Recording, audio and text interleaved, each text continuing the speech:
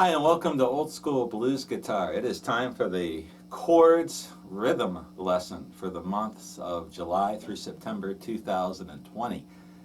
And I had a request for some more rhythm guitar, blues, electric blues, rhythm guitar ideas.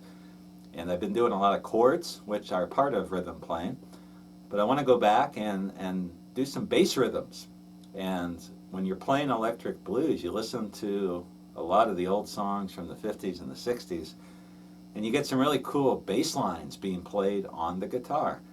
And that can range from the shuffle rhythms like a Jimmy Reed. It could also include single string bass rhythms. Think of a boogie woogie, like a John Lee Hooker type thing. So what I've done here for this time around is I've picked three what I think are really cool bass rhythms that I just recently figured out myself or came across myself. Number one, example number one, this is from a Pee Wee Crayton tune. I've got the original songs listed on the tab. Sometimes I plan these lessons out and then I forget the song titles when I sit down to film them. When I edit it, I'll put the titles on there and it'll be on the tab too. Sorry, getting old. So anyway, the first one is in the key of G, and it goes like this.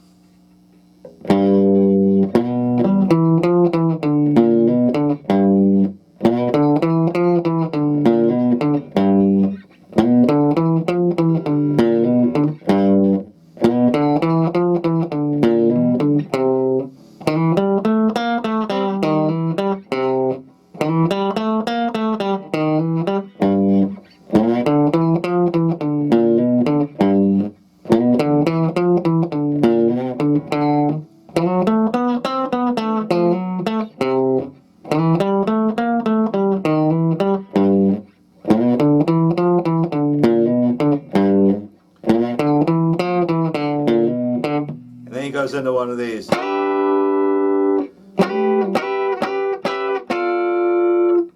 Typical Pee Wee Crayton things. I just remembered. It just came to me. This is from the instrumental tune. It's called Answer to Blues After Hours. Blues After Hours is Pee Wee Crayton's most famous instrumental tune. He did another one called Answer to Blues After Hours, and that's where this bass line comes from. So we're playing.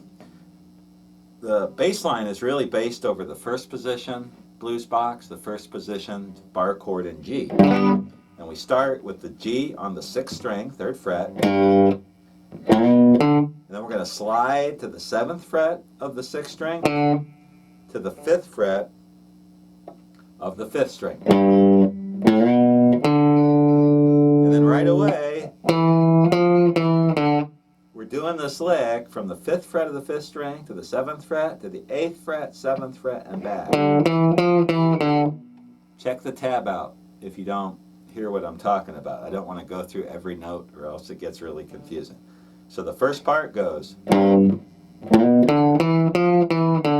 then he's going to do this little riff here from the 6th to the 7th fret of the 6th string to the 5th fret of the 5th string.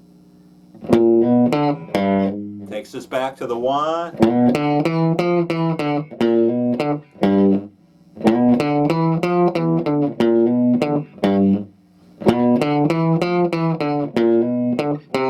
And then, when he gets ready to shift to the 4, he's going to go to the 3rd fret of the 5th string.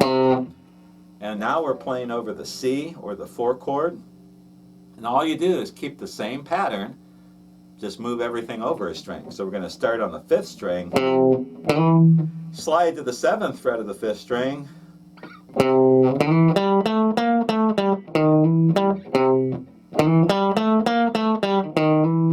then back to the 1,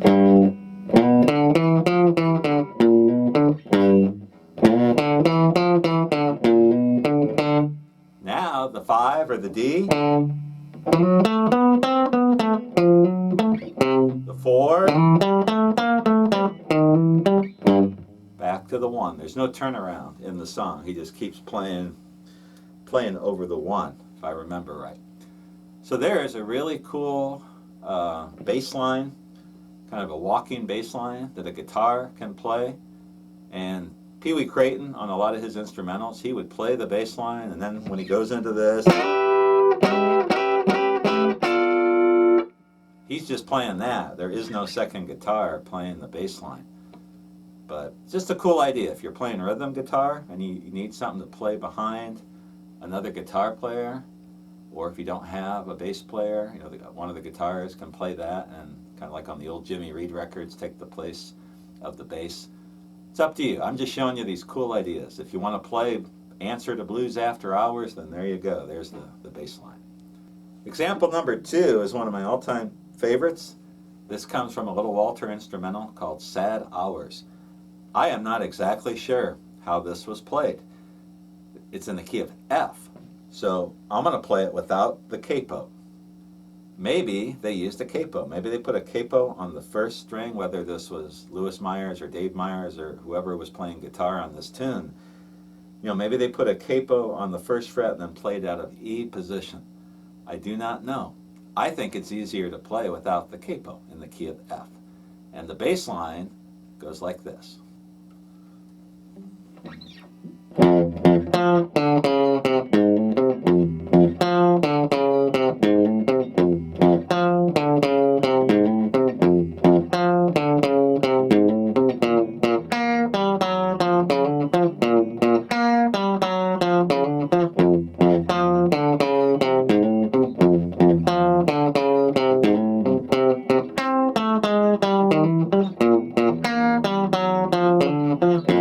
Then right here he does something like some kind of turnaround. I can't remember the exact tune, but what I did is played the bass line over the 1, the 4, and the 5. I just did that to show you how you would play it. And again, it's typical when you're playing out of E position, when you're playing these bass lines, you're going to follow the chord shapes. The first position bar chord, the 1 is an F. Second position bar chord is a B flat, and the 4 and the 5 is a C, second position bar chord. So the way I hear it, he's playing the first note on the F, first fret of the 6th string, and then going to the octave, the F on the 3rd string, 4th string, 3rd fret, and then doing this chromatic walk. Like that, just going 5, 4, 3 on the 5th string. And again, just like the last example, we've got this little run going 4, 5 on the 6th string to the 3rd fret of the 5th string. And then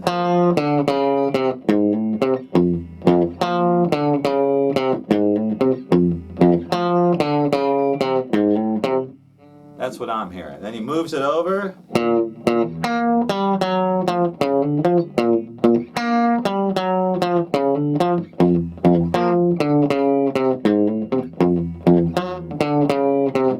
Missed a note there, it's okay.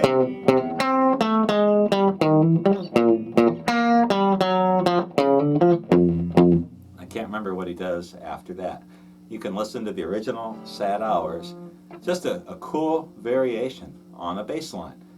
And you hear a lot of guys, they're just going to play the boogie woogie.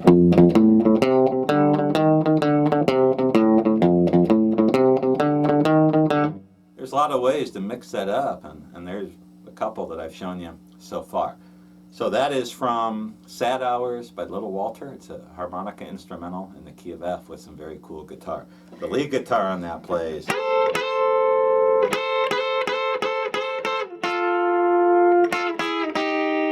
Takes a solo, which is really, really cool. We'll do that for another, maybe one of the instrumental lessons a little bit later. My third and final example for you of a different kind of bass rhythm comes from a T-Bone Walker song. It's in the key of F, and the bass rhythm goes like this. This one's really cool.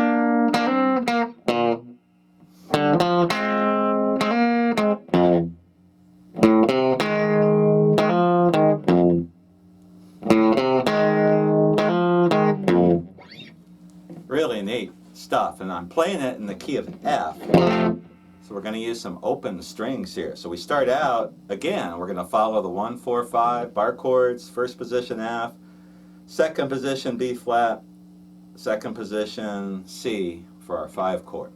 So we start out with the F on the 6th string, 1st fret, and then open 5th string, 3rd fret of the 5th string.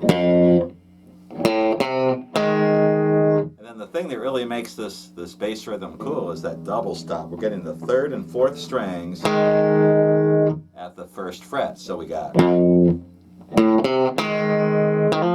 then right there, it sounds to me like he's hammering on from the 1st to the 3rd fret of the 4th string, getting a single note.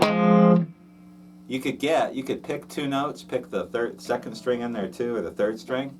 You can make this sound different ways, but I think on this original he's playing the 1 note and then back to the double stop. So we got, and then,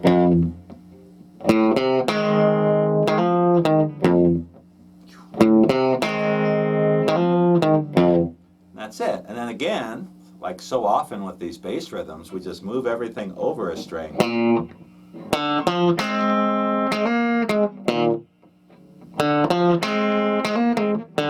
We're using the open 4th string there. And then when he goes over the 5, you have to play it a little differently. You can't use the open string. So we're going to go the C on the 5th fret, or 3rd fret of the 5th string. And I'm doing a lick from the 2nd fret to the 5th fret on the 4th string. Get the double stop on the 2nd and 3rd string. So one more time. Then we're climbing to the 4.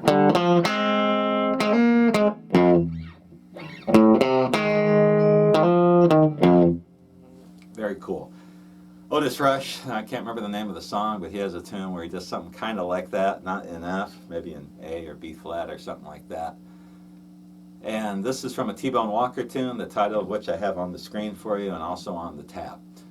So in this rhythm lesson, what I've tried to do is give you some bass rhythm ideas. And I'm a little bit obsessive, and I try to collect these. I try to learn as many different variations of bass rhythms in every key, so that if I ever play with a piano player or another guitar player or other musicians, I've got just this encyclopedia of different licks I can go to. So there's 3 examples of some cool bass rhythms that I've learned, and I hope you enjoyed this lesson. If you have any questions, comments, let me know.